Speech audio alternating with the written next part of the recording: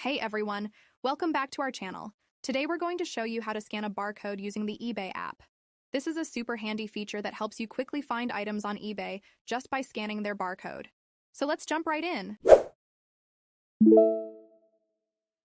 Open the eBay app on your smart device and make sure you're logged into your account.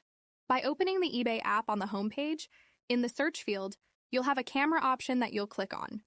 By clicking on the camera, a new page will open where you'll look for the barcode option at the bottom of the screen and then click on it. When the option switches to barcode, hold your device over the item you want to scan and the app will automatically recognize the barcode and search for the matching item on eBay. Then the eBay app will show a list of matching items, where you can review these results and select the one you're looking for. And that's how you use the barcode scanner on the eBay app. This feature is perfect for editing prices or quickly finding products without typing long descriptions. If this guide helped you, give it a thumbs up and subscribe to our channel for more tips and tricks. Thanks for watching and see you in the next video.